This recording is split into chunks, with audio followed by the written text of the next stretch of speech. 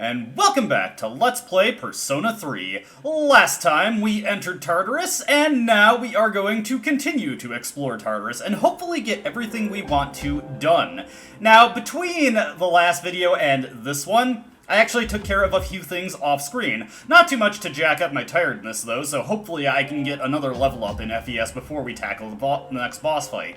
Speaking of which, if you remember, last time when we were exploring Tartarus, I actually did manage to ninja my way to the 36th floor, where the next checkpoint was, so that we could be ready to fight the boss fight as soon as possible when we returned on this night. We will explore a little bit, because I would like to get one more level up for Yukari, and if I can, Akihiko before the next boss fight, but it's not super critical. Now, other things I took care of. This isn't something I took care of off-screen when I entered, but I do want to take time to note my Valkyrie here, who comes with Auto Tarukaja and Ice Boost, which combined with our Speed Enhancer made her very useful for completing one of the quests that we had outstanding, because the Ice Boost and Mabufu, plus the Speed Enhancer and the Auto Tarukaja, allowed me to easily blast some of those phantoms that we needed to kill for one of our requests. I see you have brought 3 old lanterns as I requested. Thank you. As you know, this room is poorly lit, so these will help immensely with my reading. And we get a sizable cash reward for our efforts there, on top of the money that I grabbed while I was trying to complete other requests, such as getting the toy bow, which I did take some time to get some money when doing that. We also got the Jack Frost with the skill Dia. Well done. Your reward for this is a special type of armor. Your appearance may change dramatically when wearing it, so why not try it on? I have heard that a similar type of armor exists for men, the chivalry shirt. Why not try finding it as well? Please accept your reward. And indeed, I actually did find one of those off-screen, and I put it on my main character. Unfortunately, unlike the chivalry shirt from Persona 3 Portable, it does not give me plus 3 strength. The one I got only gives me plus 10 HP, but that's still useful in its own way. Now, before we continue on, I actually want to make a couple Persona purchases here. First, I want to finally buy back Orpheus, and ooh, he's pretty close to a level up. Let me see.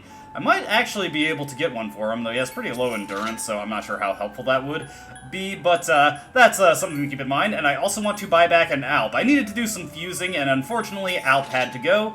So, we need to buy her back here, which does eat into most of the reward we got there, but with the money we had previously, that's still enough to cover any incidental expenses I may come across. As you can see, we've got a full Persona stock here, but we also have more or less everything we need. We have an Apsaris that I got randomly, just, doing the, fighting to get the old lanterns, which only took me 2 encounters, so I got pretty lucky there.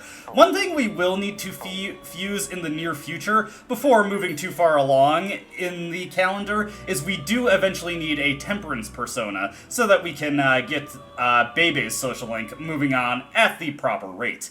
Anyway, with all that taken care of, we're going to head over to Yukari real quick. And we're going to set her up with some new armor. I'm sure this armor will help her out a lot. We'll be taking the all-purpose apron from her and giving her the high-cut armor. Armor that looks like a bikini and gives her 10 additional HP. Pretty handy. You want me to put this on? Are you out of your mind? Fine. Don't you dare make any comments. My friends find out about this. Huh. I wonder what prompted that kind of reaction. Well, since we took the all-purpose apron from her, I don't think Akihiko has new armor. Let's see, he has an amenity suit, which gives him plus 10 SP. Not a very useful bonus for Akihiko, but he can't wear the apron. Let me see, what other stuff do I got here? I actually have another amenity suit that has plus 1 strength, so you know what? Let's give that to him. Just a good idea to get our equipment mixed around. No different shoes here, so we'll just move on with that. Let's get going. Alright, we're ready to explore. Now, my main goal is to just get some level ups, so if I happen to accomplish that relatively quickly, I'll probably look for the first emergency exit I can take, and then warp back to the base floor, and then just warp up to the boss floor. But I do have a specific point I want to reach before doing that. Alright, so let's check out our new digs. So, the protagonist is looking pretty dapper in his sandals and his chivalry shirt, and oh dear. Does not leave too much to the imagination, Yukari. Well, it's a better piece of armor, so we'll give it to her. Anyway, one thing to note is that I could use the toy bow instead of Yukari, and it would probably be more useful in the main character's hands than it would be in Yukari's hands, just simply because of the better strength options I have available to me.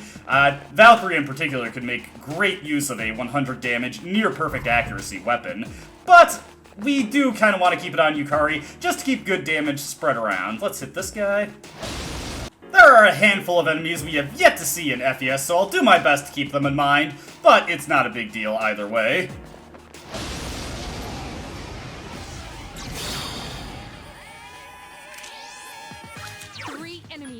Actually, wait, we do have a new enemy here, Vicious Raven. Alongside Dancing Hands, we saw these guys briefly in the previous Tartarus video, but I didn't really feel the need to dwell on them too much because they're basically identical to how they were in the train sequence. Anyway, the Vicious Raven over there is weak to ice skills, so we want to be very mindful of that. Let's switch over to Yamotsu Shikome. One thing to note about auto-buffing abilities, they only apply at the start of the battle. Switching to a persona that has them mid-battle does not trigger them, so keep that in mind. Anyways, these Vicious Ravens are a level 18 enemy, so they can actually be pretty threatening at this stage of the game. Their damage is pretty tremendous, and they don't take very much damage from us, as you can see right there.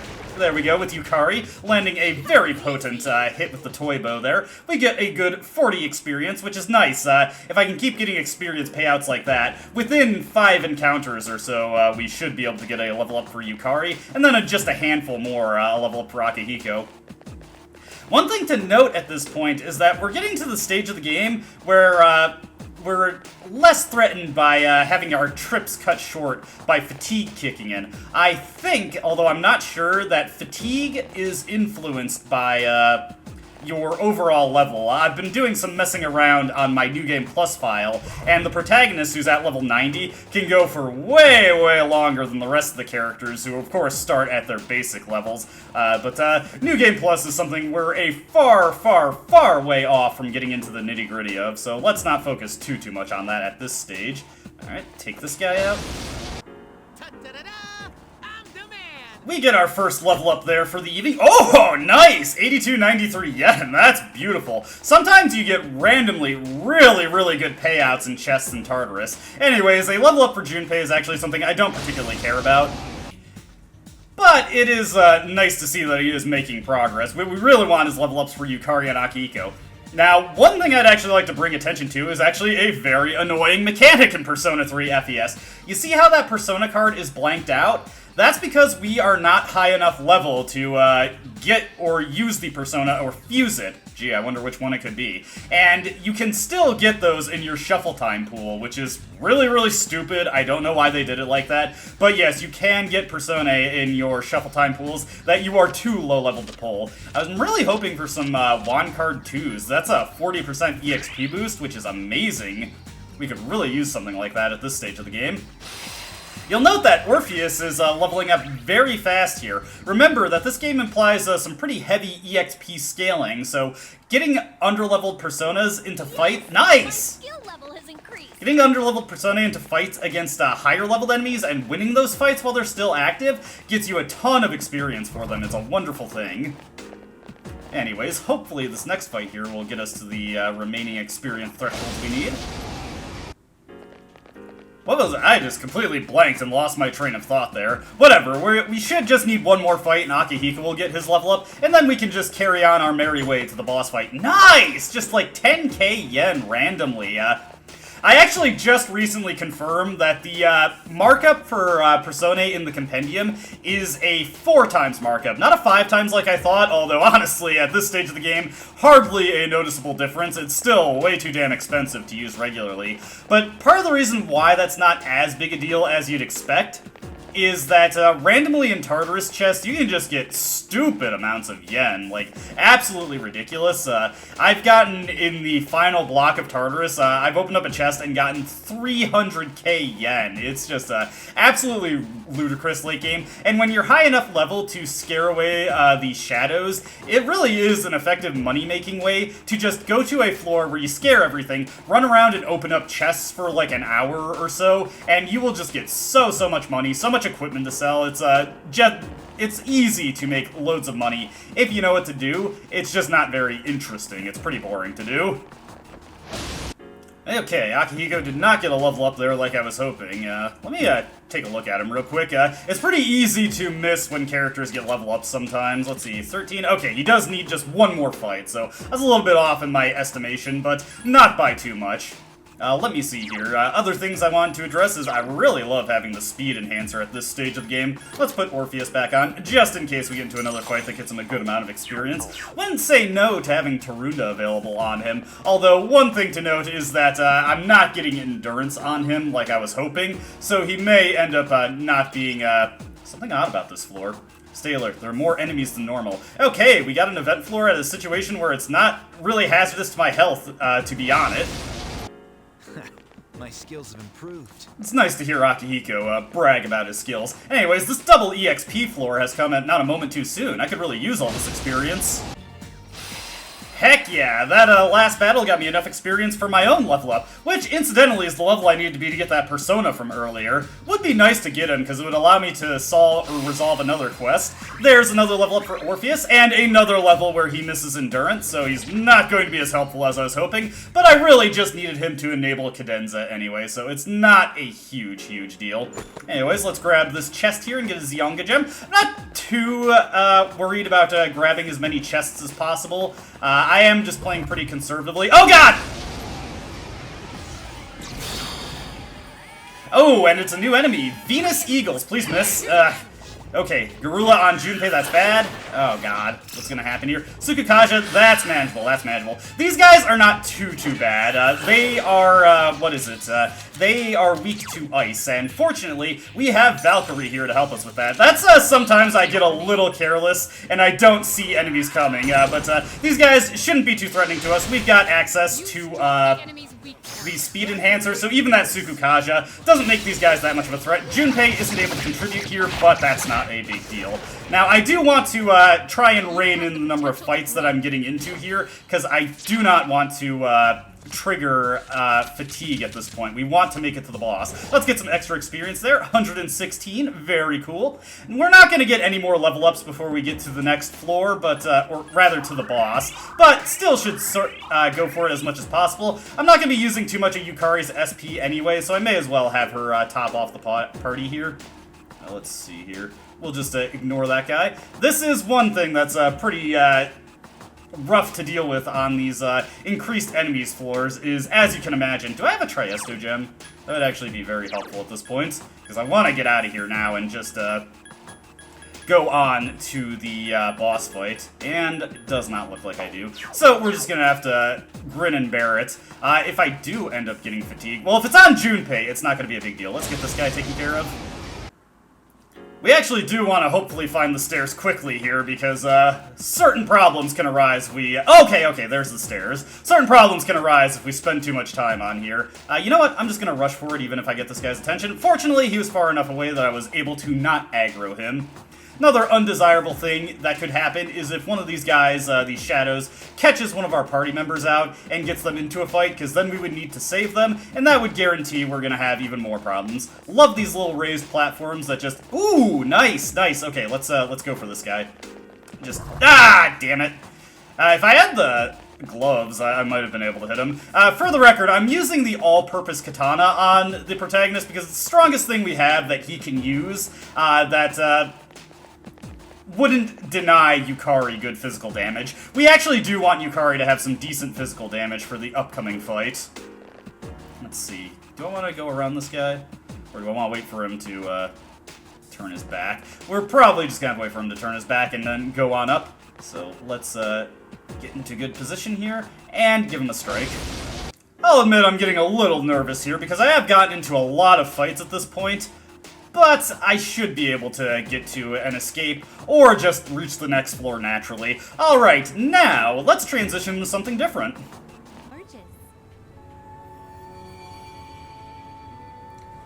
Cutting into Persona 3 Reload, because I had something pretty annoying happen before I continued my exploration of Tartarus.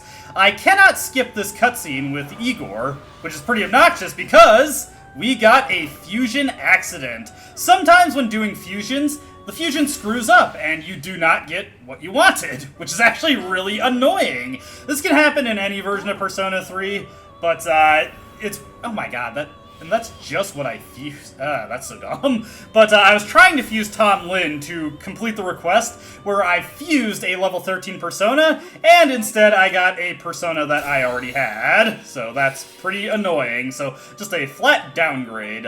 Nothing else I can really fuse. So, well, that's frustrating. Gotta continue on. Very well. By the way,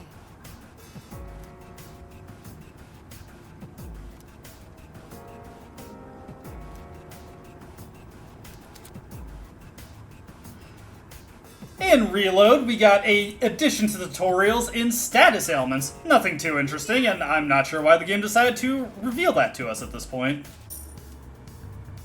and that's how it's done.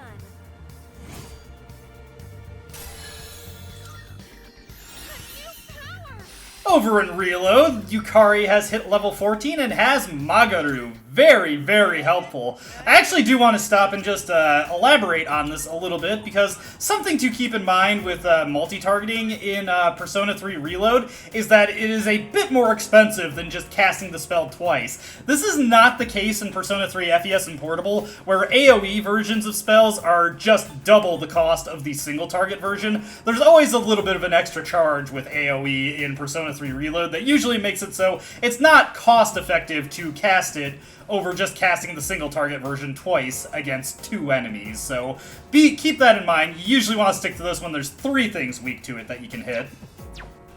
We got a new enemy in Persona 3 Reload over here, the Spurious Books. I want to say these guys are weak to fire? No, they're Zeo. They're the same ones that we encountered on the train. Okay, so just something to keep in mind. The Spurious Books were weak to fire in FES. That's a lot of the big annoyances of the weaknesses being retooled between the different versions of the game, is sometimes you'll come across something that was weak to one thing in one version of the game, and then that was changed in another version. Just something you have to get used to. But otherwise, these things are not too special. We should be able to take on... Oh, I should have used Vacuum Slash there. Bit of a mistake there from me, but, you know, misplays happen. We just hit them with another bow shot, and there we go. Spurious Books down. Over in Persona 3 Reload, I finally got my next Major Arcana, and conveniently also had a Snuff Soul for me. I was running a little low on SP, so wanna take that. But also, it gets us our next level of cards. Ooh, Arrow Rain might actually be kind of useful, but I should focus on getting money at this point. Get a cool 2380 yen. Unfortunately, the value of coin cards, really not that impressive an increase in Persona 3 Reload. Have enough stamina. Wait, And for another thing that happens on the floor, there's an enemy nearby, but it's in a league of its own, far different from the run-of-the-mill shadows in this area. This will be a tough fight. If you're not feeling confident, then don't engage in combat. While exploring Tartarus, you may encounter the rare Formidable Shadow. Defeating them will yield greater rewards than usual, but brace yourself for a trying battle and take care to not become the hunted.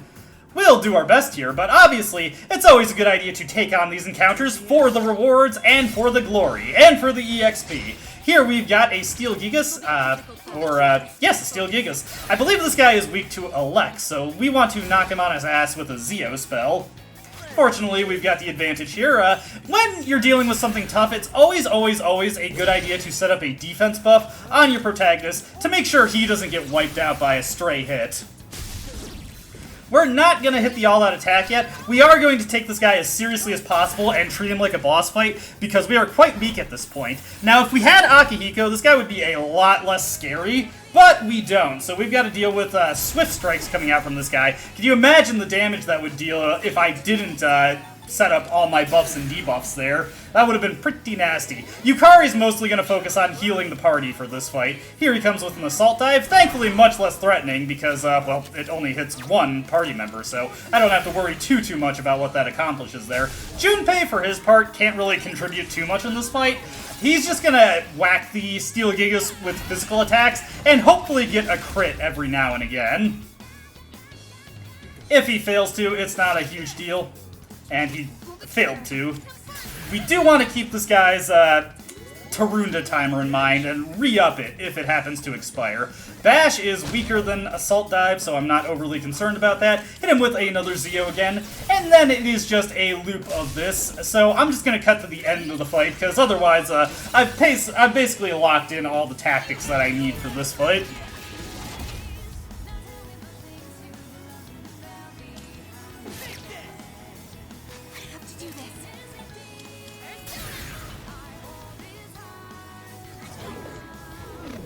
This guy is also vulnerable to the Confused status ailment, so that's not a bad idea to set up there either.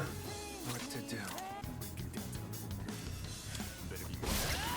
Alright, finished him off. His confusion actually persisted after I inflicted it, so I managed to get through that as a fairly easy fight. Let's actually take an experience increase from this guy, because we will get a pretty good amount of experience from him. Not as much as a rare form, and honestly not really worth the time, but There's something nice. still a pretty cool reward there.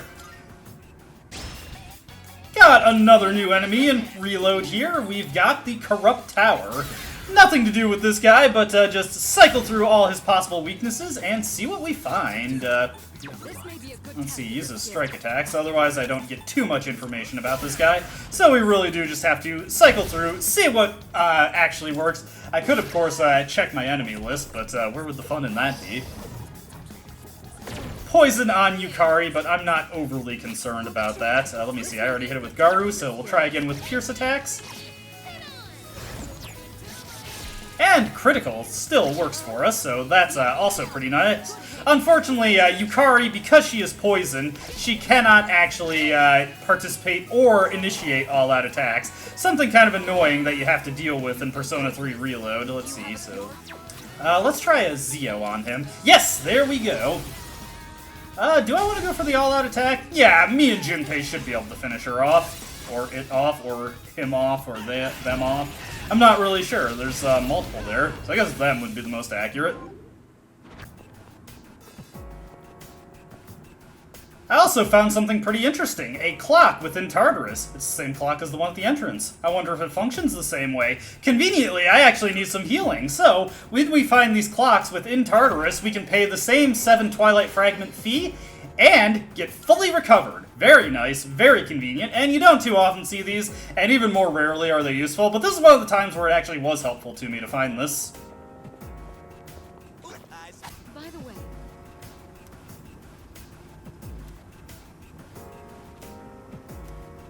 For some reason, on this floor, Mitsuru gives us a tutorial on critical hits. There is a rare chance that a critical hit may occur, blah blah blah. If you've ever played an RPG, you know how this we don't see mechanic that kind works. of chest often.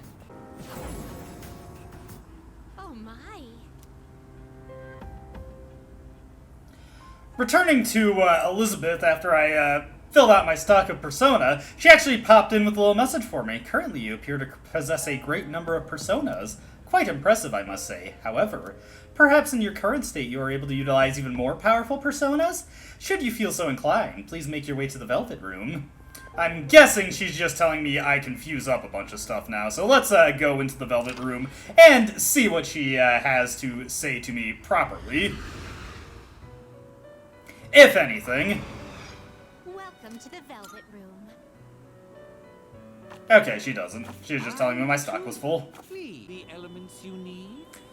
One thing I would like to draw attention to in Reload is that we have a special fusions menu at our disposal, which allows us to make special personas with specific fusion spreads. We don't have access to this in FES and Portable, and we will not have access to it for a long time in FES and Portable. For some reason, that mechanic becomes available super late in those games. Before we continue on with the exploration in FES and Portable, I do just want to turn in some of the requests that I have fulfilled for Elizabeth at this point. So at this point, I have completed Persona that is level 13 or above. And we get a Bufala gem, well, a bunch of Bufala gems for our efforts. That immediately unlocks Persona with Koha, which we already had. 2 Fierce Sutras, which cast Ma Tarukaja on our party, increasing the entire party's offense by 50% for 3 turns. Excellent stuff. And finally, I can turn in a treasure hunting milestone to get 2 Snuff Souls. Very helpful, very helpful. Over here in Reload, we've got a Wild Beast enemy here. I want to say these guys are, they're either weak to fire or they're weak to light and dark skills. Well, we just gotta cycle through our abilities and see what actually works for us. We've got so many at our disposal, we're sure to have it. And the winner is light skills, heck yeah. And we don't have to rely on shaky insta-kill hit rates to knock them over in Persona 3 Reload. So that is pretty good for us. Still not strong enough to finish them off in a single all-out attack. Maybe if we had Akihiko here, it would work out like that. Unfortunately, we do not. But hey, we'll have him soon enough. Just the way that the schedule happens to fall in Reload, we kind of need to do this without Akihiko, unfortunately. One more Koha should finish this guy off. And into the all-out attack.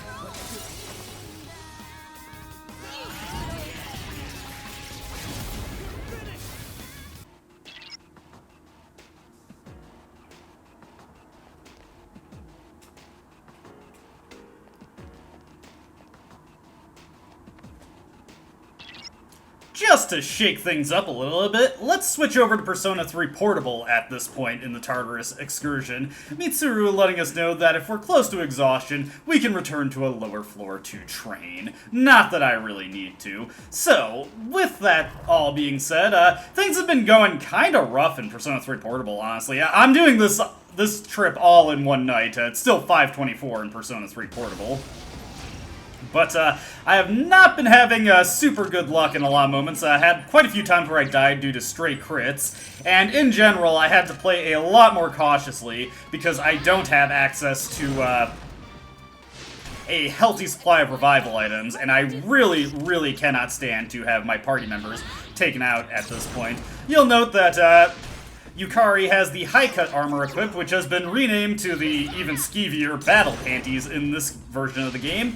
The extra magic and defense is appreciated, though, so we'll stick with that for a while. It should allow Yukari to hit pretty hard with Garu, against things that aren't resistant to it, of course, particularly with the wind bracers augmenting the power.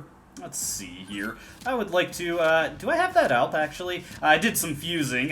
One of the big fusions that I have at this point is Pyrojack. With his Miragi spells, any fire-weak enemies we come across, I can just immediately knock down and take them out. And in Persona 3 Portable and FES, multi-targeting spells are a lot more economical than they are in Reload, only costing the same amount as 2 times the individual casting. So it is really just the same as casting it twice, or casting an Agi spell twice against 2 enemies, so may as well go for it.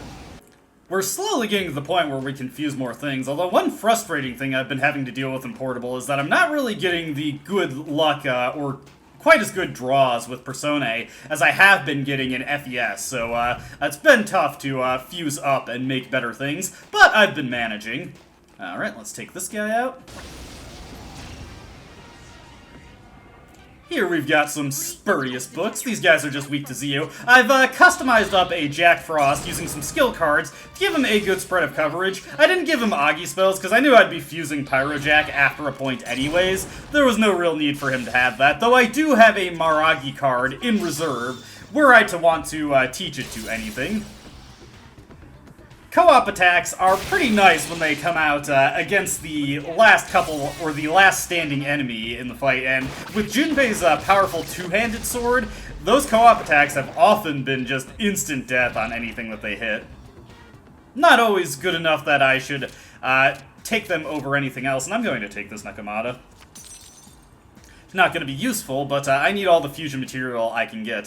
One thing that we're definitely going to be seeing more of going forward is triangle spread fusion. It's a mechanic in Portable and FES I really haven't commented on up until this point, because there's really not much reason to. It's not super interesting in the early game. It'll just allow you to make slightly stronger things than what you would be able to achieve with a 2-card fusion, but we're getting to the point where we're going to start to want to fuse Personae that can only really be created through triangle spread fusion, or your options to get them from a 2 spread or normal spread are only available when you've already made triangle spread demon or Personae. Sorry, I play a lot of SMT games, so I get the terminology mixed up all the time. See also the SP and NP confusion. One glorious thing about having Pyrojack at my disposal is that when I come across enemies like Dancing Hands, I can just instantly delete them with a single Maragi and just call it a day. And since you always get shuffle time when you end the turn on your protagonist's first action, it doesn't even really cost me anything to do that beyond the SP to actually use the skill, as you'd imagine. Ooh, a rare chest. Let's get this guy taken out. Let's see what we get here. We get a Warrior Seal. I actually got one of those in my first travails through Tartarus in Persona 3 FES. It gives you the counterattack ability. Let me see here. Or what level of it is it? It's just a basic counter. Yeah, low chance to counter physical attacks. I believe it's like a 20% chance in Persona 3 FES and Portable. These counter skills are a lot stronger in this game than they are in Reload. Man, it's slow going on the experience here. One really frustrating thing that I have to deal with in Persona 3 Portable is getting to level 19. Obviously, we've already seen that in the main videos, or the proper videos, but as you can tell, I'm nowhere close to that. Fortunately, I do have a means to get those levels slightly faster. One godsend about Persona 3 Portable is the ability to use the one-way teleporters and still resume from the floor you're on. Obviously, this is still a thing in Reload also, but I appreciate it a lot more in Persona 3 Portable, just because of the relative greater danger of the enemies involved. I detect one shadow in this floor's central area. It's relatively strong, so be cautious. So, we've got boss time coming up. First order of business, as always, is to return to the entrance floor, and I will want to prepare myself, so let's just take care of one thing that I've been meaning to take care of for a while in Persona 3 Portable. I have completed some requests while I have been in Tartarus. Once again, with the videos during the Bay Area sections, it's already known that I've cleared these, but just showing it now. As you can see, the lighting in this room is barely adequate to my needs. These will help me immensely with my clerical duties. And we get a huge, well, actually not a huge load of money. We only get Umugi water in this version of the game, which honestly kind of sucks. I see you have a Jack Frost with Dia, I see. Well done. Your reward for this is a special type of armor. If you wear this, your appearance will change considerably. I think you may enjoy the outcome. I think he's breaking the fourth wall to the teenage fan base. Let me be clear, though. My tastes in clothing don't run that way. that's a bit of a cope there, Theo. And that's all I really wanted to go over there. I still need to get the lead medal, which, honestly, I probably should have done that by the time I reached this fight. Am I able to clear this one? I forget if I fused a Valkyrie with Tartarus at this point, but I'm just going to get prepared for the fight in Portable. Let's switch over to FES and take care of it there first. Starting things off in Persona 3 FES, we're going to be doing something a little unconventional. We're actually going to be removing Junpei from the party here.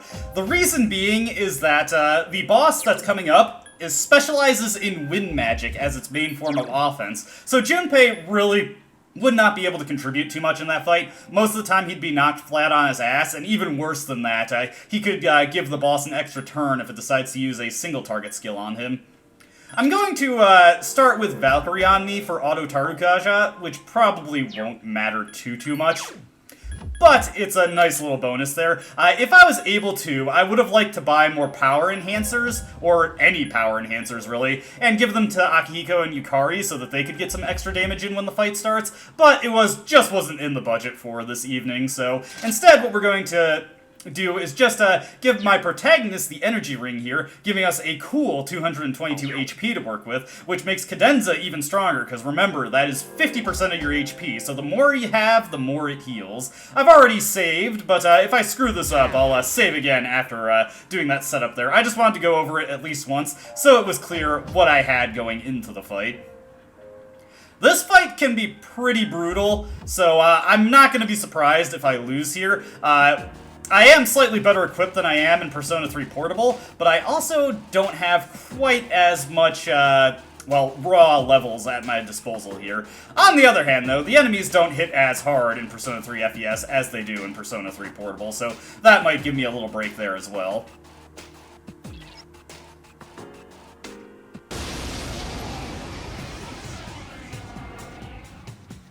Its Arcana is the Empress.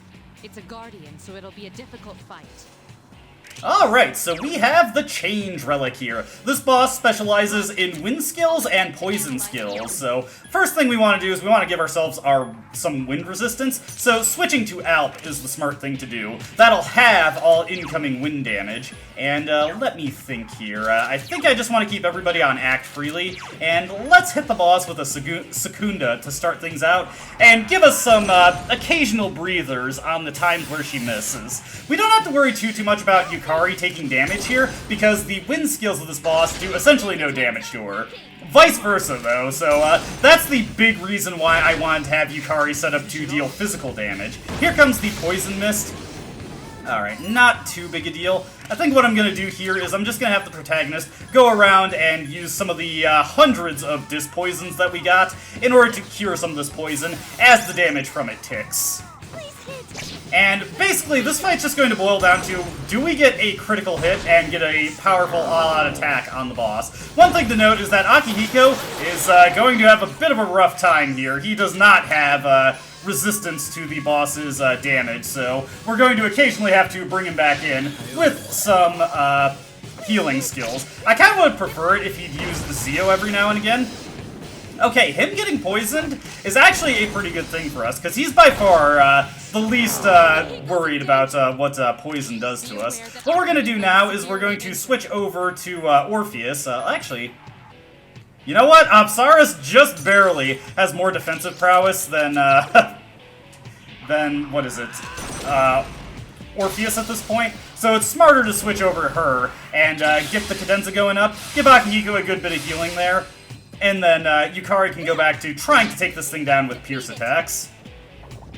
Another Poison Mist. One thing that's nice about already being poisoned is obviously if you're poisoned again, it can't do anything. Or rather, if the poison is used on you again, it doesn't matter. Let's switch over to Alp here and hit her with a Secunda. And with Cadenza's buff in play and Secunda reducing her damage further, this makes the boss not at all that threatening.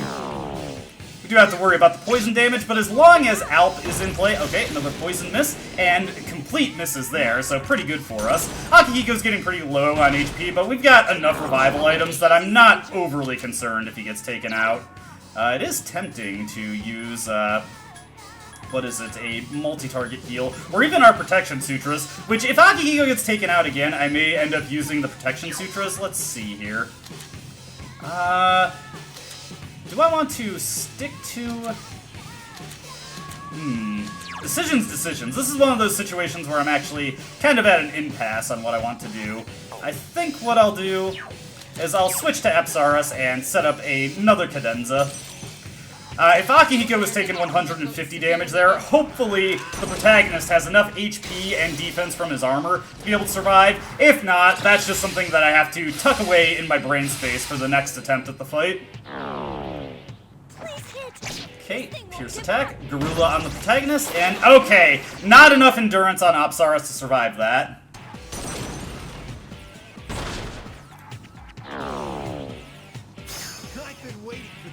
Alright, made it back to the midpoint, and Akihiko got what I was hoping for, a crit, to put the boss down on its ass, and then we can all-out attack it for a decent bit of damage. Unfortunately, the boss also has Rakukaja, so that mitigates what our attacks are capable of doing. That's also some nasty damage there, but I'm not too worried about that. Nothing from Yukari there. Even with 99 accuracy, you can still miss occasionally. Let me see here. What I want to do is I want to switch over to Alp. I've started working in Yamotsu Shikome into the fight in order to get Tarunda on the boss to make sure that her attacks don't deal terrible damage to us. We're just going to use a Bomb of Life on Akihiko. With the Tarunda in play, the boss doesn't deal anywhere near enough damage to take Akihiko out. Poison is still a pretty obnoxious thing for us to have to deal with, but now that everybody is poisoned, we don't have to worry too much about the boss reapplying it again, so I don't really care at this point. Let me think.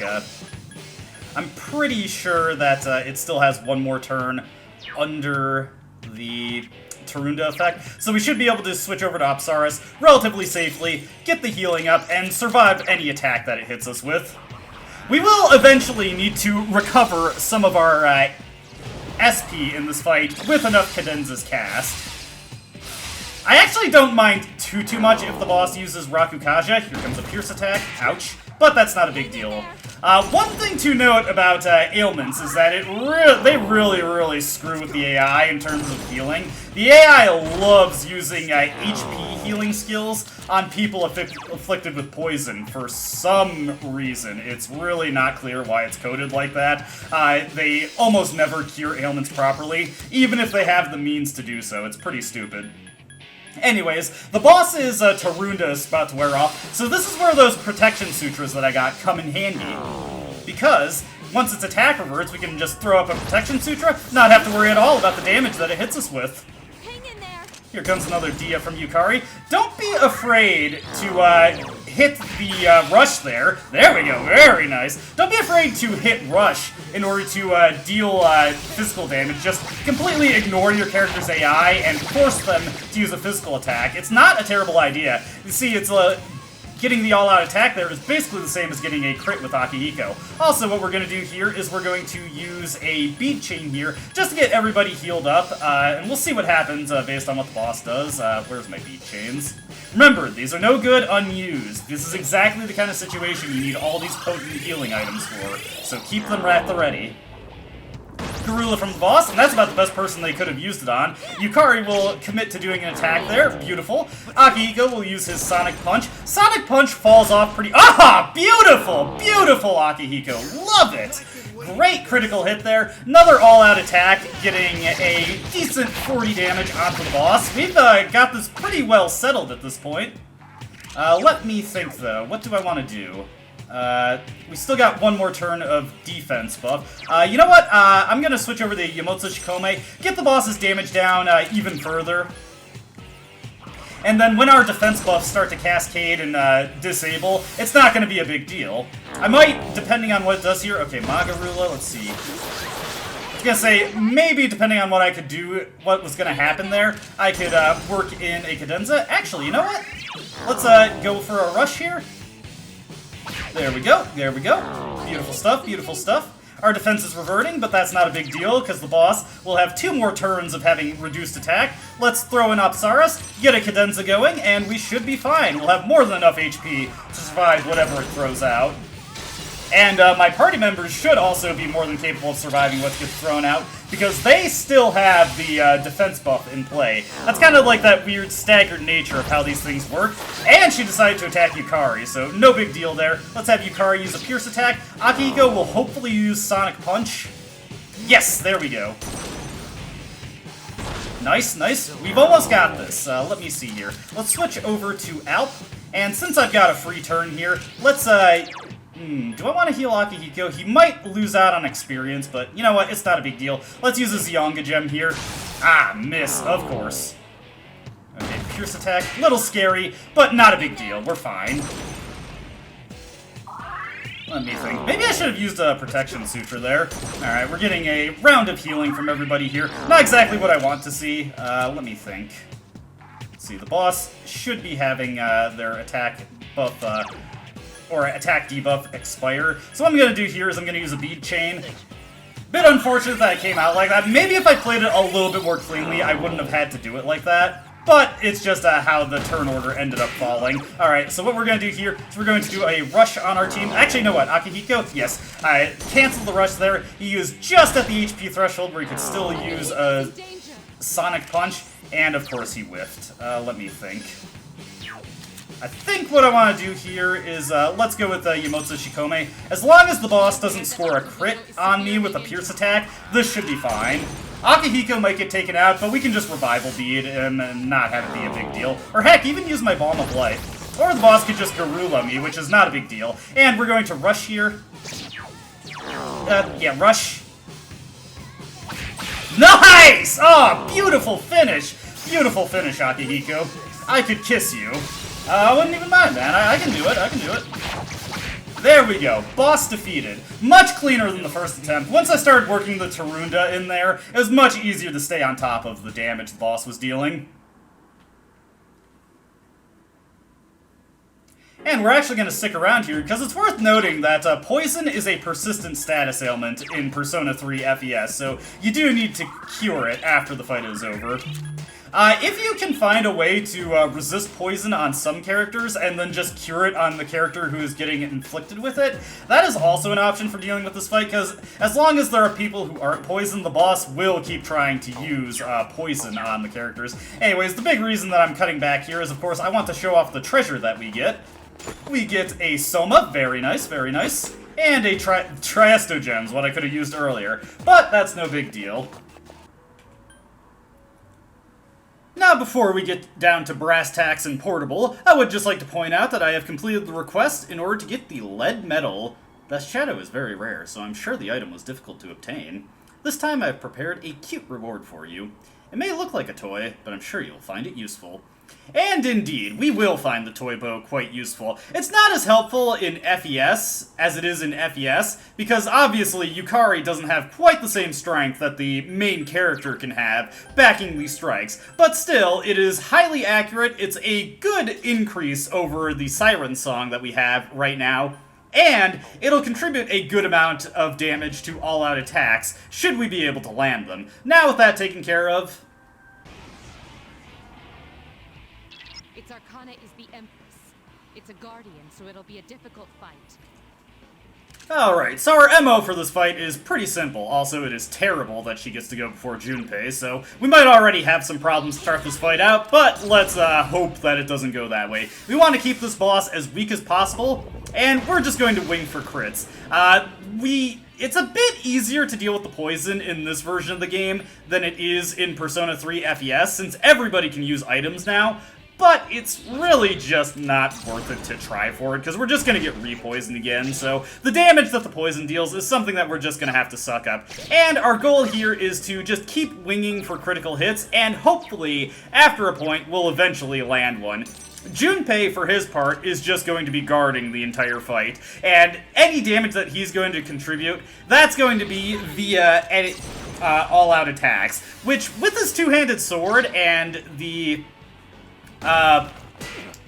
defense debuff on the boss, that actually is some pretty considerable damage there. And this is where the cadenzas that we got from Tanaka's Amazing Commodities will really come in handy in Persona 3 Portable.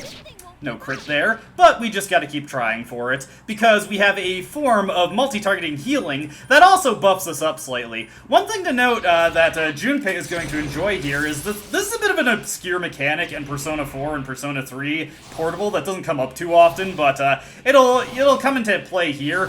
When a character is guarding, they're actually immune to status ailments. Just a weird little way the game works there. Okay, so that damage is pretty nasty, but only Akihiko's really in a dangerous spot right now, so let's once again have Yukari fish for a critical. She didn't get it, but we're still staying on top of things, and let's see here. Let's use these Umugi waters that we got. I could just use a Dia on Akihiko, but we want to use the strongest healing we really have. These items are no good if we don't use them. That's actually really desirable that it did that. It does unfortunately mean that if we do get the critical and the all-out attack, we won't deal as much damage as we would have, but that's not a big deal. Okay, maybe I should have had Yukari heal Akihiko there. Not a big deal. One nice thing about the Persona I have lined up for this fight here is that none of them are vulnerable to wind attacks, so I don't really have to worry too much about that. There is one Persona that would actually be really good if you don't... Oh god, that's terrible. If you don't mind grinding up to... level 15, and that is Gur. He's level 15 Persona that resists wind and is pretty potent at this stage of the game. Akihiko no longer has the poison weighing him down. We're gonna have to use the bead chain here just because our HP is so low. Normally I would use cadenza, but that's not really an option right now. So let's see what the boss decides to do. A single target Garula is the thing that you really want to see in this fight. That's what you'd like to see it do and stick to, and hopefully it will. Still alive. Okay, let's, have Yukari fish for the critical, and I'll just use another cadenza here to, top ourselves off, get our evasion rate going. If we're lucky, we'll avoid another attack. If we're not, it's not a big deal. I should hopefully have enough Umugi Waters, or enough multi-targeting healing to outlast the fight going forward. Ideally, it uses stuff that's useless, like Poison Mist and, a single target Garula. Rakukaja, that's not desirable, but it's manageable. Yeah, we can use Sonic Punch here, no problem. I think Sonic Punch has slightly better critical hit chance than Akihiko's basic attacks, so it would be nice to see that if it could land. And let's switch over to Pyrojack, hit the Raccoonda again to get that defense buff purged, and then maybe if we can make it to the next turn as well, then we can apply it again to increase our damage even further. Ooh, that's a bit rough. But nothing we can't handle. Okay, let me think here. I do need to be mindful of what I'm doing. Let's go with the Sonic Punch here. No crit and a miss. That's terrible. Let's see here. What we need is, not a Soma. We should be fine with the Umugi water. Let's use that. Maybe I should start using some of my multi-targeting attack items, since those deal fixed damage. Really good in fights like this, where the boss is pretty durable. Let's switch over to Yamotsu Shikome. And we'll just lower the boss's offense a little bit. Things are looking a little dicey, and we may have to go for a reattempt here. I'm not really doing great on the damage here. Let's see what we got. Okay. Just thinking about how I should approach this here. Let's go for Sonic Punch to start. Okay. And let's see. We're all out of multi-targeting healing items, save for my Soma. So what we're going to want to do is let's use a Dia on the Fency. Let me think. I gotta be very careful about how I approach this one. Ooh, this is a tricky situation I found myself in. Again, I might have to go for a reattempt here. You know what? Let's just start, you know what? Let's throw caution to the wind. Let's just go all in on offense and see what happens. Okay, that's desirable. That's good, that's good. Okay. Junpei, you're gonna now start partaking in the battle. Ooh, a heavy strike. Beautiful. Let's get another item thrown in. This Mazio gem. If we're lucky, it'll shock it. It didn't, but that's okay. We'll throw in a Mabufu gem here. Okay. Oof. This is gonna be close. Let me think. You know what? Let's use the Soma here. I know somebody's going to be really upset that I just did that, but I think with how the fight is looking now, we're in position to potentially win. Junpei's gonna get taken out here, but that's not a big deal. Yeah, there goes Junpei. Okay, now Sonic Punch. Akihiko, please get a crit. That's good damage at least. Let's go for the Toy Bow. Luckily, we never really have to worry too much about the Toy Bow missing. And let's switch over to Jack Frost. And let's go for a Bufu here. Hopefully, this is enough damage to finish the fight. Fingers crossed, fingers crossed.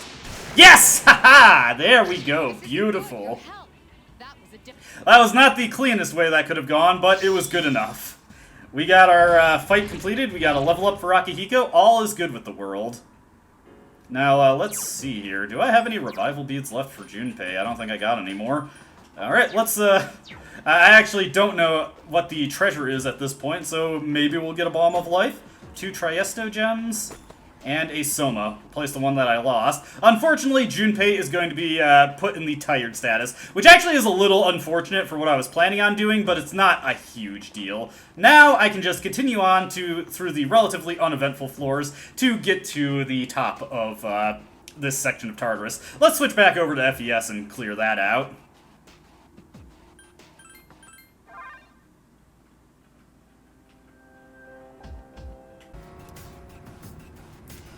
So, coming back into Persona 3 Reload, when we hit the floor with the teleporter, there are no enemies on it. Fortunately, there's a two-way teleporter nearby, so I'd say a quick regroup may be warranted. Kind of interesting that there are no enemies on the floor. We better save, but before we press on, and yes, I will save, I've hit level 15, which is a pretty important milestone because once I go into the Velvet Room, I'll be able to fuse a pretty good persona at this point of the game. So, let's head into Fusion.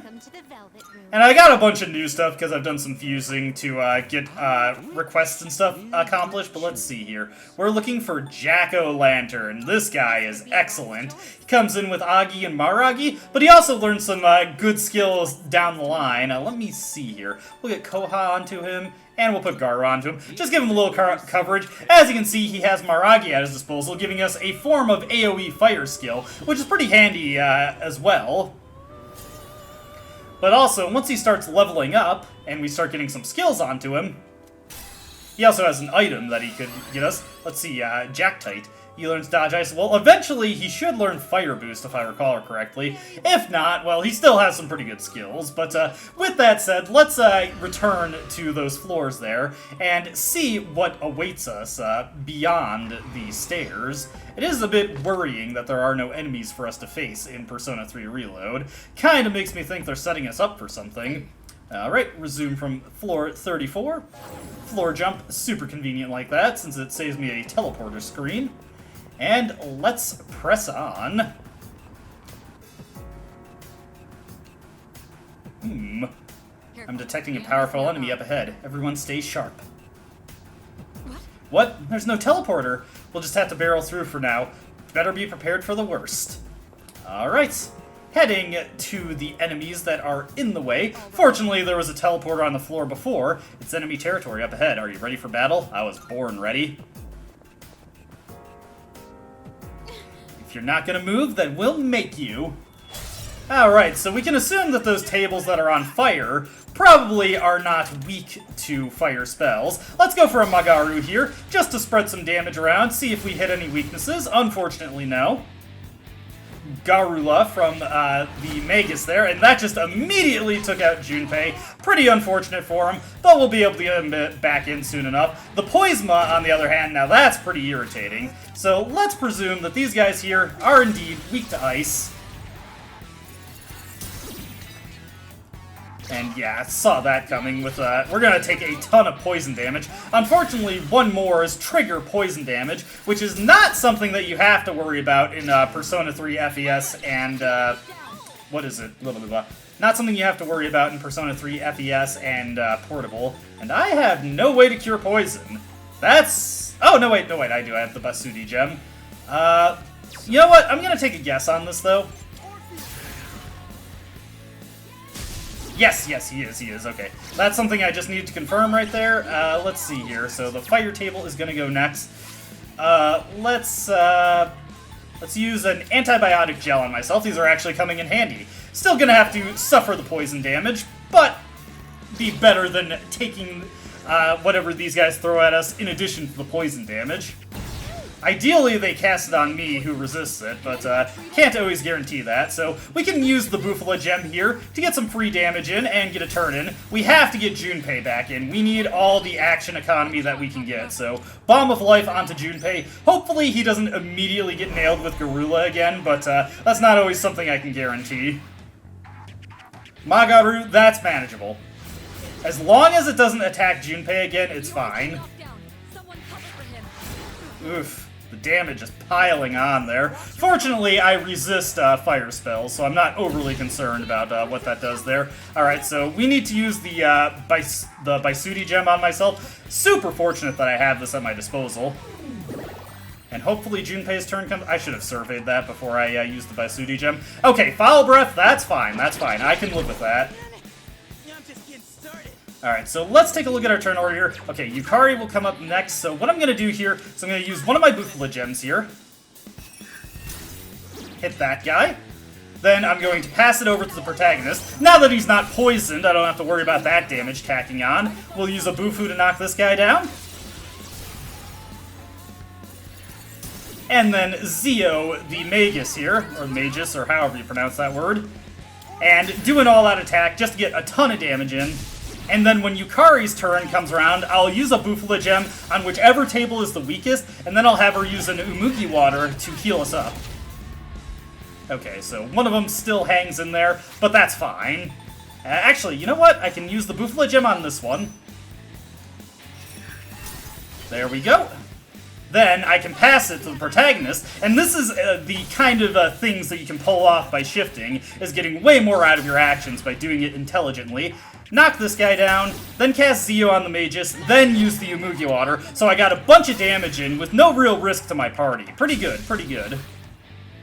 Alright, now that we've gotten those things out of the way, we should have this fight in the bag. There's a chance Junpei will get taken out here, but we do have a revival bead at our disposal, so I can still bring him back in.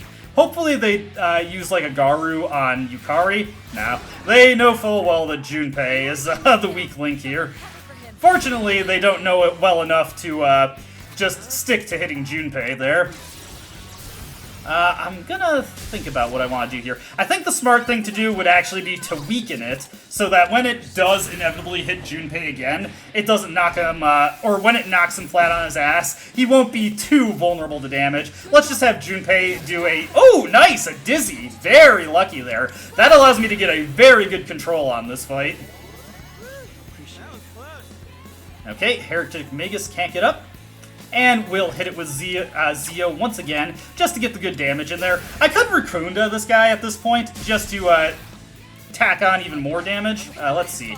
Junpei is in the clear now. Let's use stronger attacks like Power Slash. There we go. Always nice when Junpei gets a critical. Yukari's better off just shooting it with her bow. Saves her a little bit of SP as well. This is probably going to... Oh, no. Didn't go for Junpei. Very nice. Very helpful to me, in fact. And then we'll Zio it. And yeah, that's one of the nice things about the Dizzy status, is sometimes you can knock the enemy down and then Dizzy it with anything, not specifically its weakness. Kind of prefer how it works in Portable, where you're just guaranteed to get Dizzy if you hit a weakness twice, but can't get everything. Not that ailments were really much of a factor, but now Junpei is no longer worrying about them. Oh dear.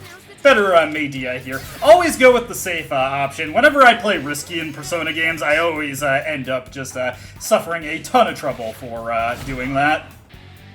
Fortunately, it did not decide to attack Junpei, so we've got this fight in the bag. It's done and dusted.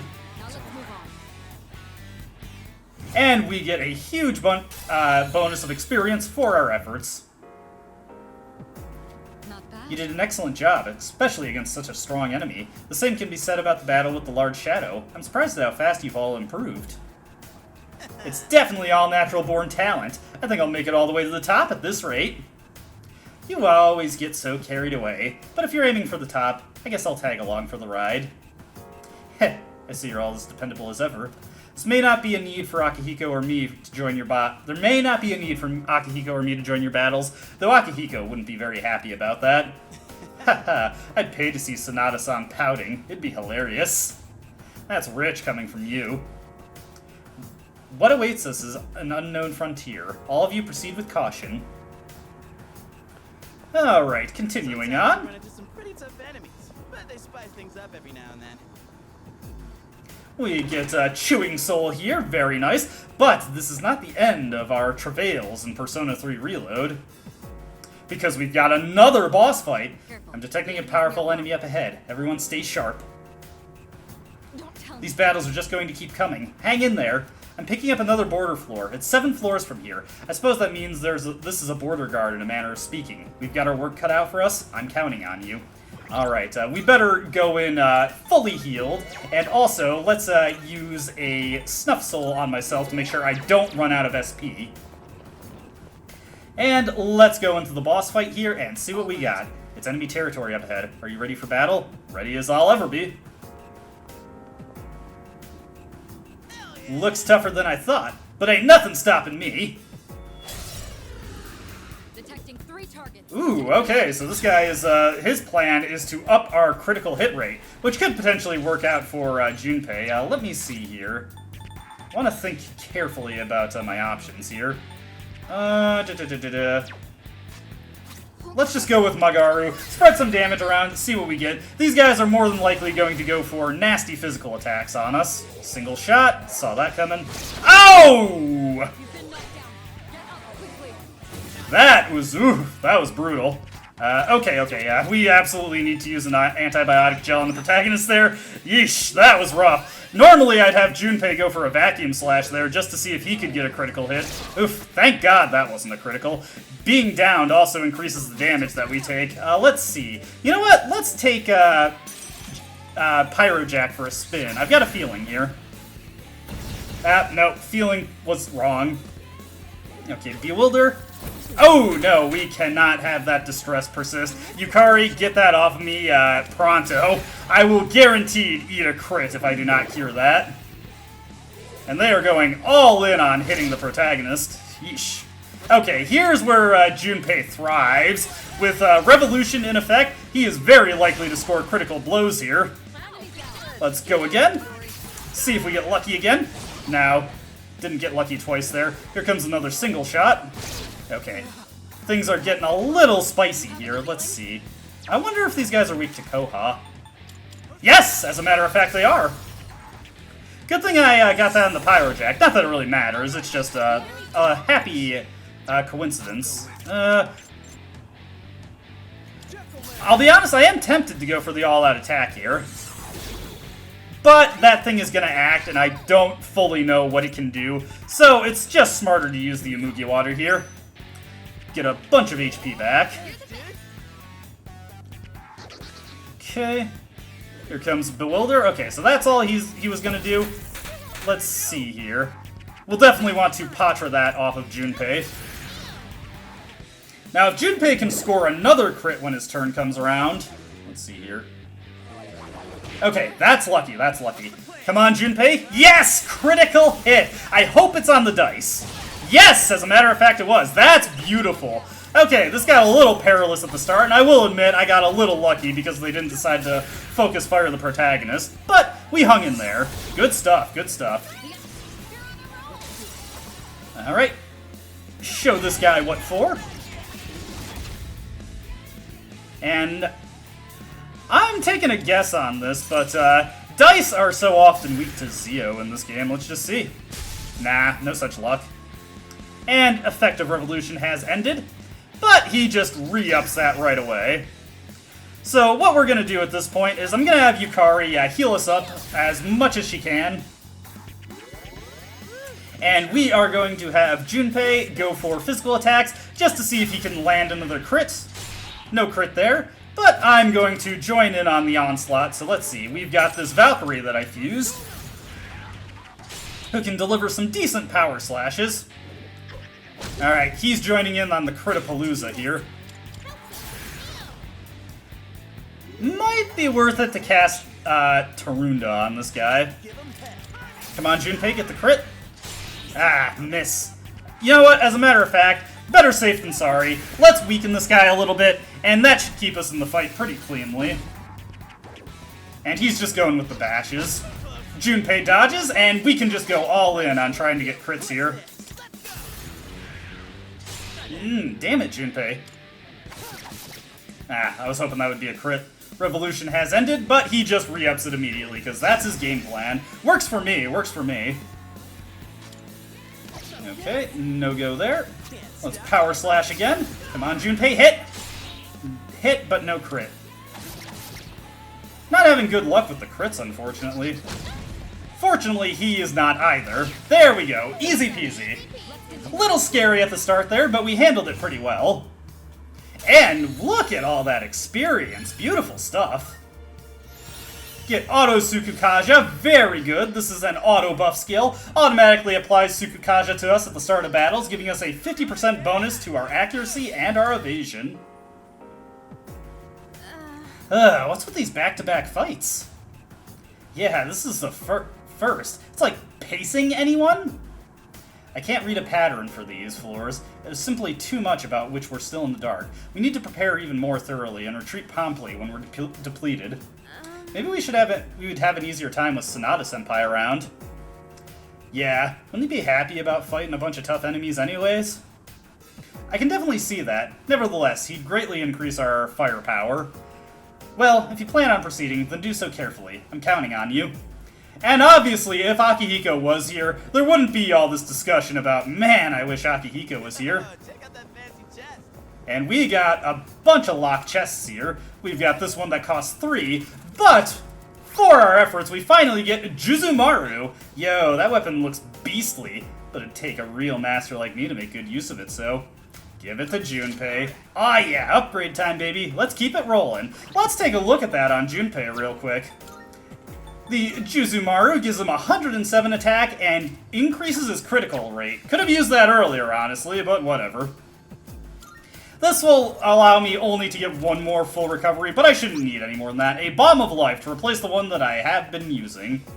Alright, we've got a one-way teleporter here, but you know what? I like to live dangerously, so let's continue on. There's a faint enemy presence on a floor much higher up from where we are. We don't see that kind of chest often. And then we're just back to normal floors, so let's return to FES and Portable. Now now with all that taken care of, I have to do the arduous grind that I had to take care of to get to level 19 and get Neko Shogun. So, just to, go over quickly how I'm going to handle this. Junpei got put in the tired status because he got taken out, so he is not a good backup for what I want to do, but we actually want to remove some people from our party because that will allow us to get increased experience. I'm going to keep Yukari because her toy bow gives her the strongest all-out attacks, so if I just focus on knocking down the enemies and then teaming up with Yukari to do an all-out attack, we'll be able to take them out, and we should be getting roughly double the experience we'd be getting if we were doing it with a full party. It'll still take a while to get to level 19, but it shouldn't be nearly as bad as if I just did it with the full party. So that's what I gotta take care of. That's a rare form. Teach it a lesson.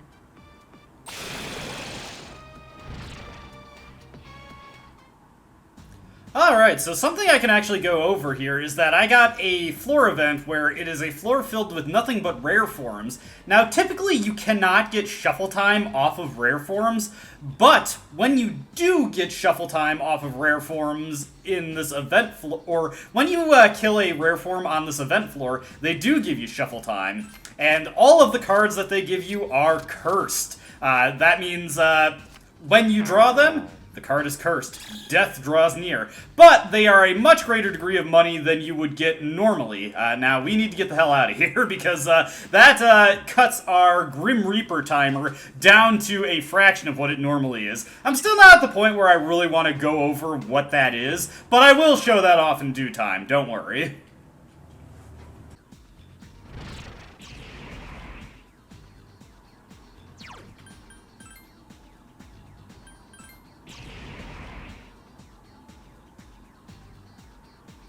Just something I'd like to comment on. While I was doing my training, Jack Frost finally learned his final skill, Mabufu, and now he will produce something, the Frost Cap. I believe that gives you immunity to the freeze status, which since the freeze status doesn't really do much, I'm probably just going to sell it, but it is there.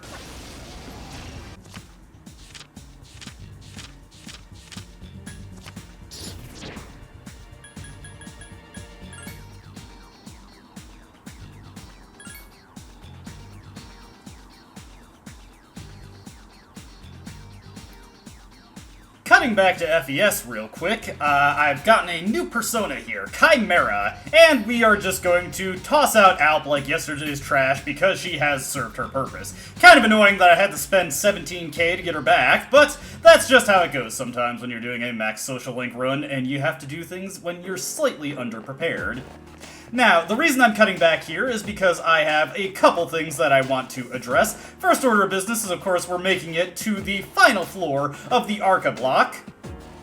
Or not the final floor of the Arca block, but the final floor we can reach. It's a dead end.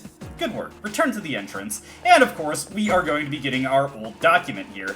Now, among other things that I would like to bring up is, first order of business is, let's return to the entrance, and let's see our party members just ditch us en masse. In particular, Yukari and Akihiko dip out, and the protagonist himself is tired at this point.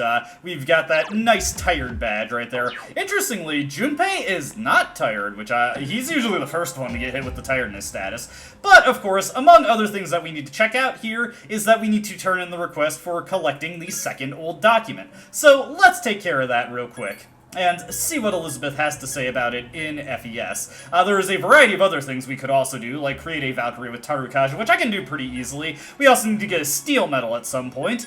But let's not get ahead of ourselves. Let's retrieve the second old document. And, of course, we've already done that, so... you've brought the second old document. Nicely done. You may be wondering how these documents ended up in such an unusual place. I believe the answer lies within the tower. Please accept your reward. And we get a cool Balm of Life. Now, the other thing that I'd like to check out... Let's see if we can do this. If not, there is no rush to get this done. It would just be nice if we could get it done at this point. Let's see, so... we need a stronger Priestess to create a stronger Magician, or a stronger Justice. So let me see here. Is there anything... well... among other things that I could make, at least, I could make a Nigi Mitama, which is... oh, wait. I can make Archangel. It's not a huge deal I get Nigi Mitama right now. Let's see. Emperor. with Magician gets us that. So, okay, keep that in mind. But let's make an Archangel right now. And get Tarukaja onto him is just fine, just fine. We'll create that. Still haven't gotten the Justice Social Link going, but we will be working on that one pretty heavily in the near future. So let's make Archangel. I'm actually going to register this guy just so I have more stuff with Tarukaja available. But the main reason that I wanted that, and real quick, we have to register everything, because this is Persona 3 FES, everything is really slow, even slower than Persona 3 Reload is in general. And remember, when you create new Personae in Persona 3 FES, they do not register the version you just created when you fuse them. It registers the base version, so if you want to register the one that you just created, you have to go and re-register it. But we're going to take Archangel. Actually, no, what? No, we're going to do a couple things here. So hold on 1 second.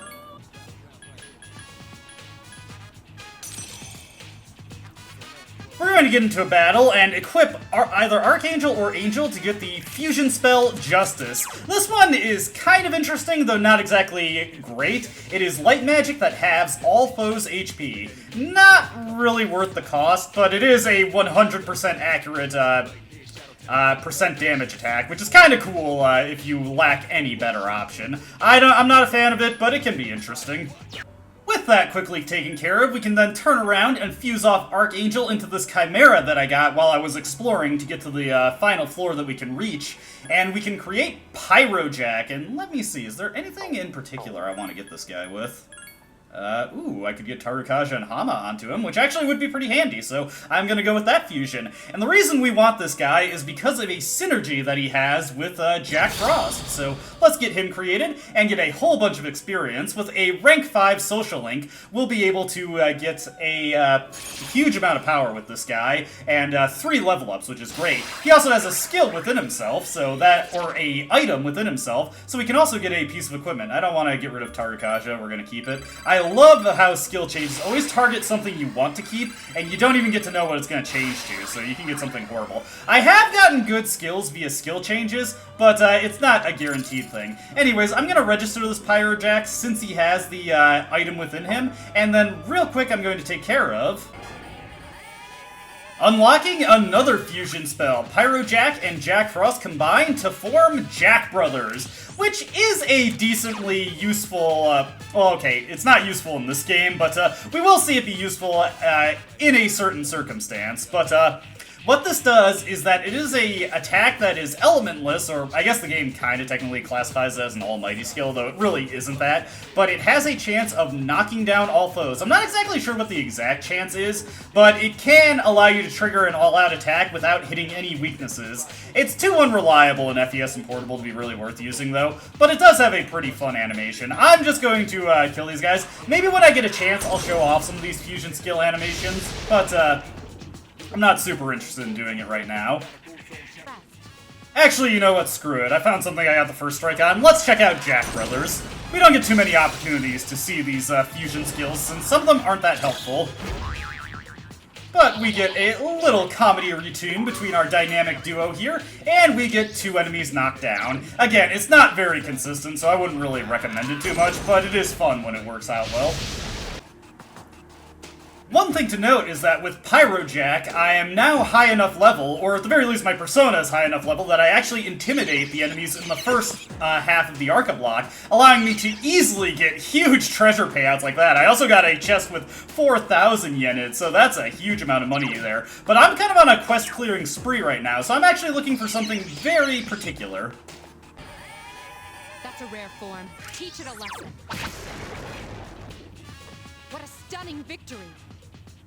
There we go! Well, that's what I was looking for. With the speed enhancer at our disposal, plus a high accuracy weapon, it is much, much easier to kill rare forms at this point. But that's the last thing I wanted to do, and conveniently we got those Triesto gems earlier, so now I can just quickly egress out of here and get on with our business. Sorry, I actually wasn't expecting to go on such a side quest clearing spree right now, but I'm feeling motivated, and rightfully so. I did quite well on the boss here, which is one of the tougher ones. It took me quite a few tries on my first playthrough, or replay of the game, in order to defeat that boss, so I'm glad I was able to beat it so quickly. But now we've got a whole bunch of side questing to take care of, plus some miscellaneous stuff in the Velvet Room.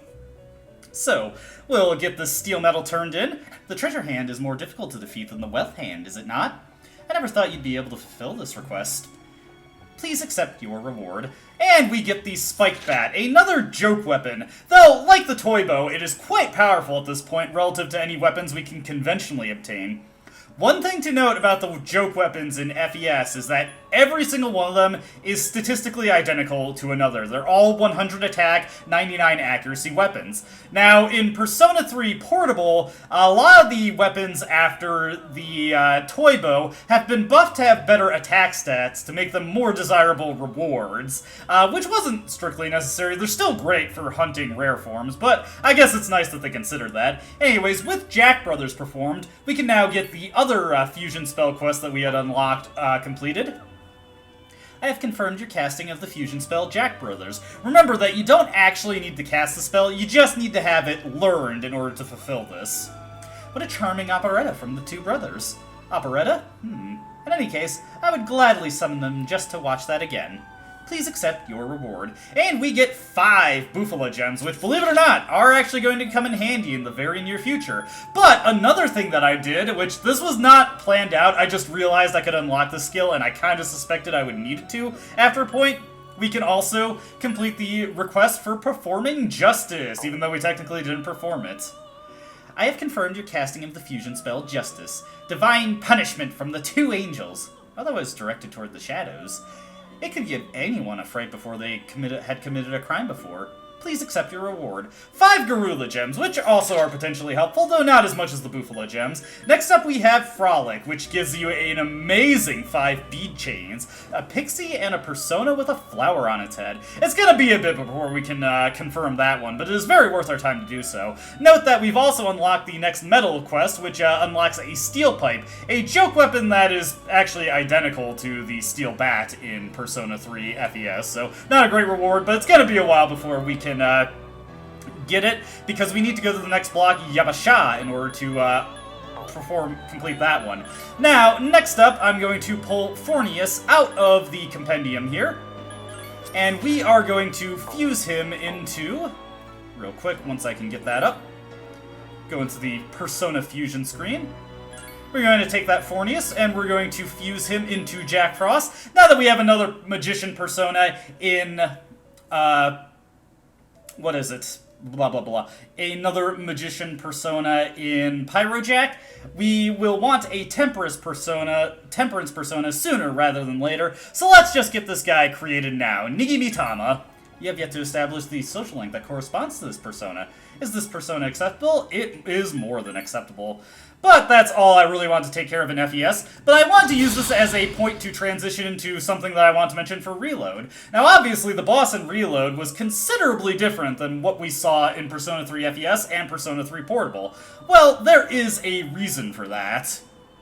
And that is because in Persona 3 Reload, there are actually more bosses available at this point in Tartarus. Although, I guess it would be remiss to say this one that we're about to see is a more of a boss, because it is just simply a reworking of the one we previously defeated in Persona 3 FES and Portable.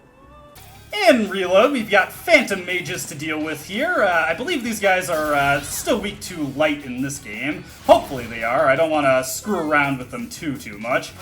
We also have the odd chance that Junpei, as he is right now, can get a crit with Vacuum Slash. That's the really beautiful thing about Junpei's AoE, especially with the crit rate up. One thing I'd like to say about the crit rate up from Juzumaru in this game, there are crit rate up weapons in FES and Portable, but I'm not sure if they affect anything besides your normal attack. If anyone knows for sure on that, let me know. Hopefully this finishes these guys off. If it doesn't, I should be good to go for a few more rounds, but we took them out, so we're good there. And here we've got Soul Dancers in Persona 3 Reload. These guys are nothing too special, they're just weak to win. Honestly, it was a little inefficient to use Magaru there, but I actually wasn't 100% sure on that as I was casting it, so I just decided to spread damage around if I could, but that ended up being unnecessary. So we'll just have Junpei whack these guys with his new Juzumaru. He does pretty decent damage, though nowhere near what he can pull off with his physical skill, so that is mostly just for upping the strength of our all-out attacks, which I appreciate in its own way as well. And we've got Venus Eagles here. These guys are just weak to piercing attacks, so they're honestly not that big a deal. Just blast them with Yukari and then go for the all-out attack. If we're lucky, this will finish them off. Not so lucky, but a Vacuum Slash from Junpei should deal the killing blow. Or maybe not, maybe not. Do I have something with pierce damage? Ah, damn, I don't. If that's the case, let's go with Maragi, spread some damage around, take one of them out. We'll have to suffer an attack from one of them, but it's not a big deal. It would have been funny if that was a crit. I was expecting Yukari. That was not what I was going for. There she is. There you go. You got it, Yukari. No all-out attack to finish them off, so okay, we got the shuffle time. Nice. And a new persona in Slime. Good day. Are you accepting a request? Oh my. House. Most excellent. Very well. Good day. I was turning in some requests to Elizabeth, specifically the request to fuse Oberon and show her Juzumaru, and she popped up with this dialogue, and just as I had thought, this world is truly interesting. So much so that an urge to investigate it has risen within me. Therefore, I would like to request that you escort me to various locations. Please come to Polonia Mall at a later date. I will give you more details then. So yes, for completing enough requests for Elizabeth, you get a date request from her. As you complete more requests, Elizabeth will start asking you to escort her to different places from time to time. You can accompany her on these outings anytime during daylight hours. Going out with Elizabeth will take no time at all, so you don't need to worry about planning your day around her. Much like Persona 3 FES and Portable, they kept that for us. Good stuff, good stuff.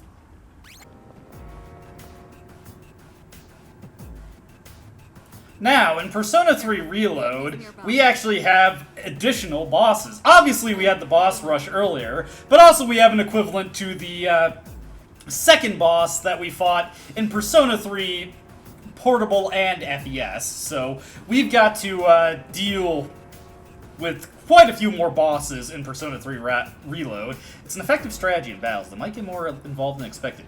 Think tactically to fight efficiently. I don't sense any enemies above here. We may be approaching a border floor. Reaching it would be a great accomplishment. I've been counting on you. Alright, let's obviously head back to the first floor to save. We definitely need to do that, and let's take stock. Okay, Yukari is low on SP. And I really can't go into this fight with anything less than full SP, so I kind of wasted a Chewing Soul on the protagonist because I just wasn't planning efficiently. So this is going to be slightly wasteful healing, but we do kind of need it for this boss. So let's save that, and let's get into the nitty-gritty. Resume from floor 23, and let's take in this boss. And if this is the boss that I think it is, I think I know how to beat this one. Let's go, and let's see what this boss is capable of.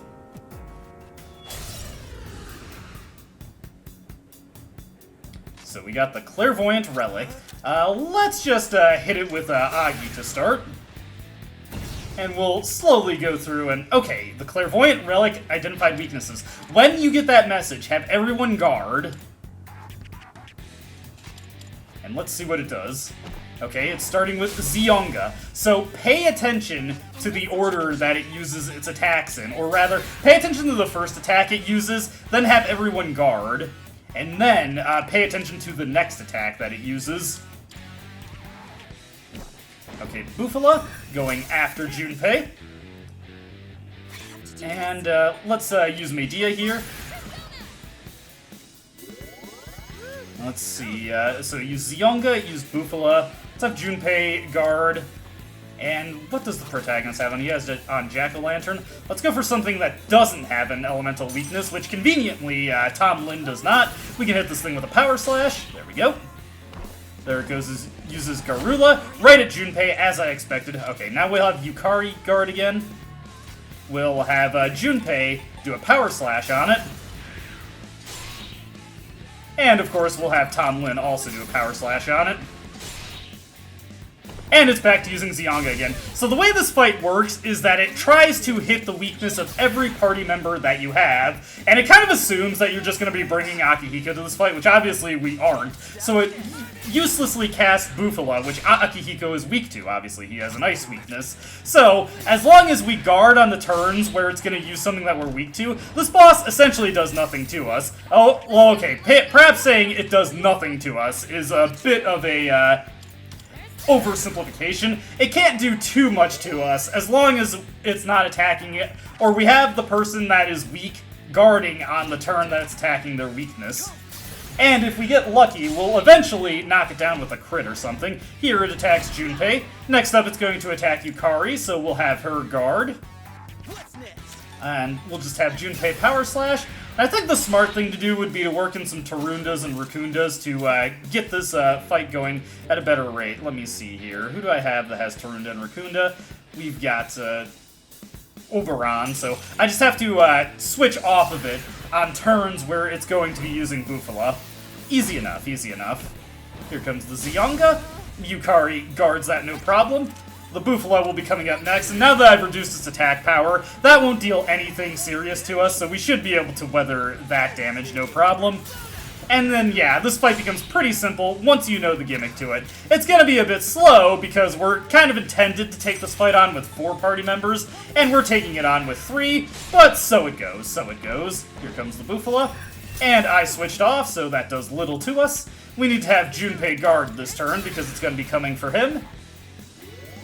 And yeah, it just kind of goes like this, so I'm honestly not going to bore you with the details of this fight, because it's a pretty repetitive one, and it's going to take a while with the fact that I just have I'm understaffed here, especially when I miss, so you've already seen the strategy for this fight. We're just going to keep whittling it down until eventually it falls over.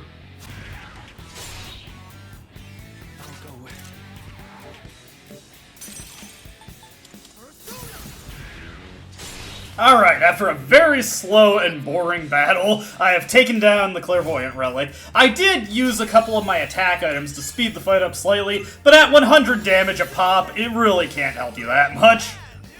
But that is the end of this Tartarus excursion, finally. Nicely done. Doesn't seem like you're having any problems, though I've never underestimated you in the first place. You're performing better than expected. We're in actually, you're making me blush. Now I'm getting pumped up. And every day you get a compliment from Kirijo-senpai.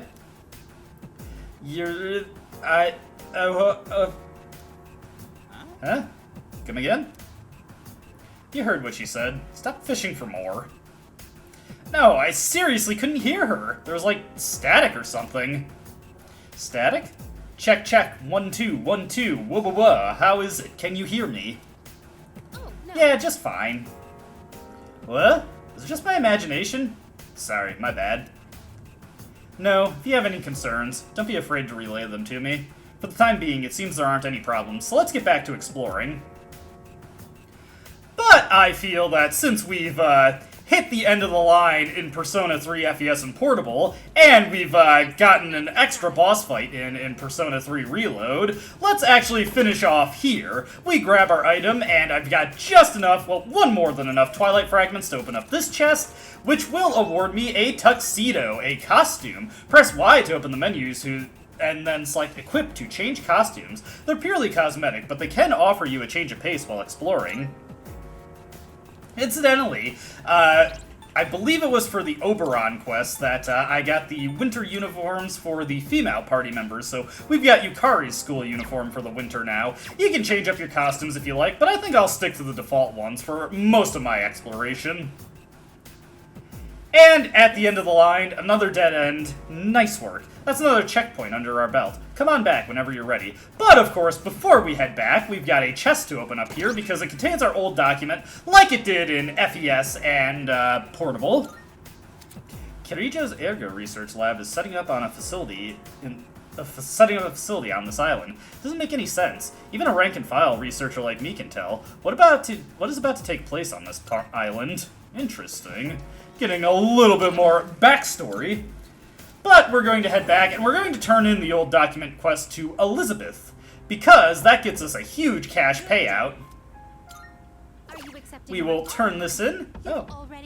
It appears you've already completed it. Here, take this as your reward. 20k yen. Not bad, but not enough for our needs. What we want is, we want to finish tonight with around 80k, and then I can get the rest of the money I need from selling. So, what we're gonna do here is we're gonna stick to the lower floors of the new areas that we've reached, because there are easier enemies there for basically the same cash payout, more or less. I mean, the difference between a 3 coin card and a 4 coin card is just so negligible in Persona 3 Reload, and there isn't going to be new treasure. We may as well just stick to the stuff that's easiest to kill and secure victory with quick all-out attacks in order to get shuffle time. So let me do my money farming, and then we can leave for the night.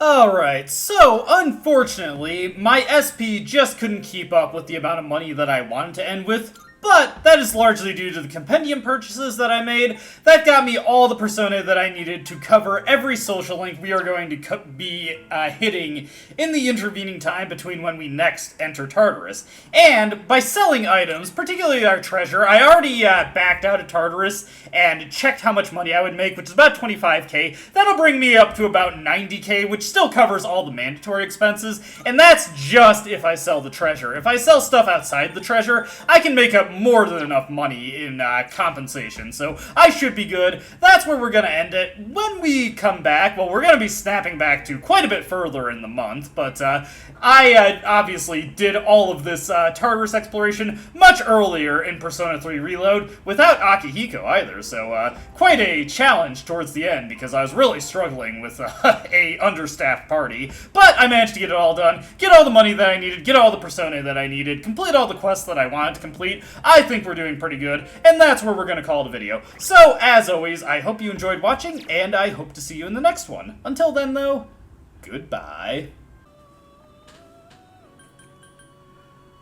Alright, after quite a bit of effort, I've finally reached the level results that I needed in order to fuse the Persona that we're going to need in the not immediate, but near enough future, Neko Shogun. That was a long and arduous grind, but thankfully it's the last one for a while. It'll be another couple months before we need to do any serious grinding to get a specific Persona, and it'll be easier for a variety of reasons to do it when that time comes, so I'm not overly concerned about that. But we will need Neko Shogun in the near enough future. There are a variety of ways you can get this guy. The most direct way is to fuse a Gur, that is a moon persona, so a triangle spread will likely be required to get it, with a unicorn, but there's also a number of triangle spreads that you can just use to fuse directly into Star, which we're going to be doing with Magician, Hanged, and Priestess, or rather, Hanged and Priestess, then fused into by a Magician, due to how triangle spreads work. I'll give a rundown of how triangle spreads work, because they're pretty unintuitive and confusing. I just want to see if I can get Ice Boost and Medea onto this guy. If not, I can just get a card from Apsaras after a point to get Dia or Bufu onto him. Let's see, Ice Boost. Yeah, one of the always very frustrating things that you have to deal with fusion in Persona 3 Portable and FES is the fact that you can't directly pick the skills. And just because a skill isn't appearing doesn't necessarily mean a Persona can't learn it. That just means it's a low priority skill for it. And it looks like I'm not going to be getting that onto Neko Shogun, so no go there. We'll just fuse them outright. It's not the end of the world.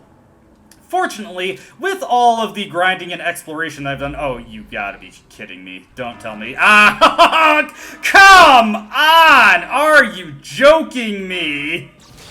Fusion accident on the triangle spread. This is a wild card.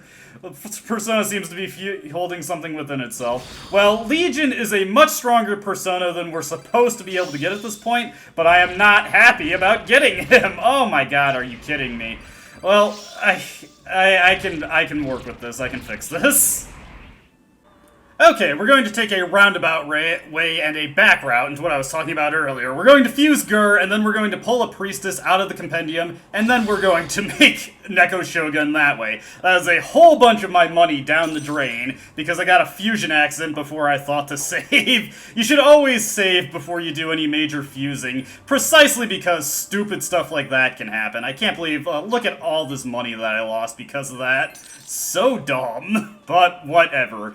With this, now we'll get Neko Shogun. I swear to God, if we get another fusion accident, that is a downside tied to accident-prone knights. Fusion accidents are also more common on this knight.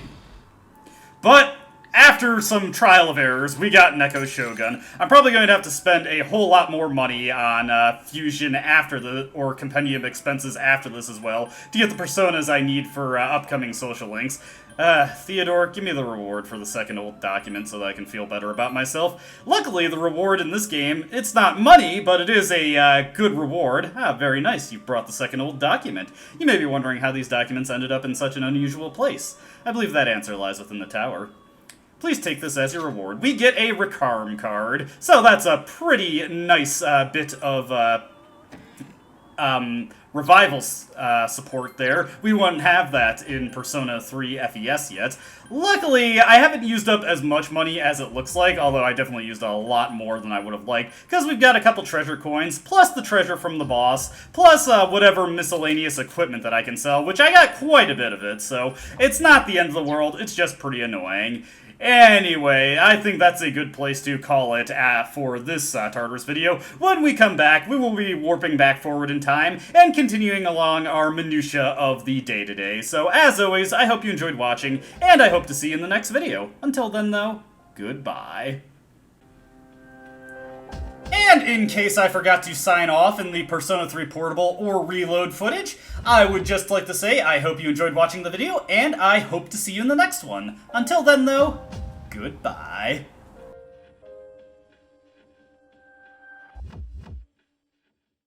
I don't dispute the doubts you've outlined, but it's my right to waste your time.